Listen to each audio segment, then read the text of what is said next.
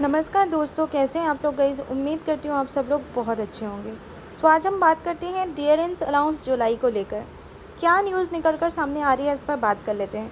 पिछले 6 महीने के लो पर महंगाई दर, केंद्रीय कर्मचारियों के महंगाई भत्ते में इतना इजाफा। क्या अपडेटेड इन्फॉर्मेशन है, चलिए इस पर गौर कर लेते हैं। गाइस, अगर चैनल पे फर्स्ट टाइम विजिट करें तो डेफिनेटली इस चैनल आप लोग ज़रूर सब्सक्राइब कर लीजिएगा, क्योंकि इस चैनल में आपको काफ़ी इंपॉर्टेंट चीज़ें देखने के लिए मिलती रहती हैं। आज हम बात करेंगे 8वें वेतन आयोग के गठन पर। फिलहाल कोई अपडेट नहीं है। मई या जून 2025 तक कुछ खबर आने की उम्मीद थी, लेकिन जून भी लगभग खत्म हो चुका है और अभी तक कोई आधिकारिक सूचना नहीं मिली है।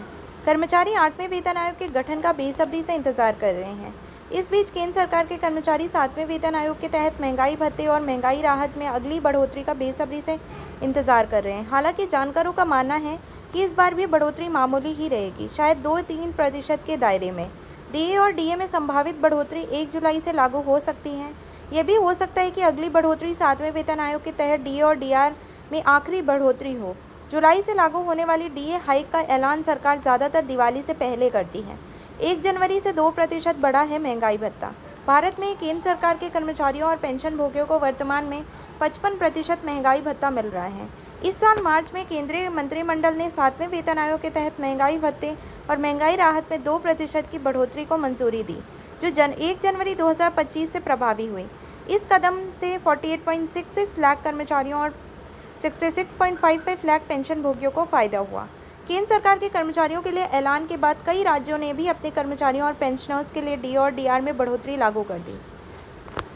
डी और डीआर का भुगतान जीवन यापन की लागत को एकोमोडेट करने, कर्मचारियों और पेंशनर्स को महंगाई से राहत देने के लिए किया जाता है। डीए में इस बार भी कम बढ़ोतरी का क्यों है अनुमान मई में भारत का खुदरा महंगाई दर 6 साल के निचले स्तर 2.82% पर आ गई है। इसकी मुख्य वजह खाने पीने की चीज़ों के दाम घटना है। इससे पहले फरवरी 2019 में यह 2.57% थी। महंगाई में नरमी को देखते हुए आरबीआई ने जून में रेपो रेट में 0.50% की बड़ी कटौती की है, जिससे अब यह 5.50% हो गई। रेपो रेट वह दर है जिस पर आरबीआई बैंकों को कर्ज देता है। थोक महंगाई की बात करें तो खाने पीने की चीज़ों, मैन्युफैक्चर्ड प्रोडक्ट्स और ईंधन की कीमतों में नरमी के बीच मई महीने में थोक महंगाई घटकर 14 महीने के निचले स्तर 0.39% आ गई। अप्रैल में यह 0.85% और मई 2024 में 2.74% रही थी। जनवरी 2026 से 8वें वेतन आयोग की सिफारिशें लागू होने की संभावना घटी। ये उम्मीद की जा रही थी कि सरकार अप्रैल 2025 तक 8वें वेतन आयोग के संदर्भ की शर्तें तय करेगी और अध्यक्ष तथा सदस्यों की नियुक्ति करेगी। इसका उद्देश्य ये था कि आयोग 2026 के मध्य तक अपनी रिपोर्ट प्रस्तुत कर सकें, जिससे केंद्रीय कर्मचारियों के वेतन और पेंशन में संशोधन की प्रक्रिया शुरू हो सके। ये नियुक्ति आयोग को अपना काम समय पर शुरू करने में सक्षम बनाती।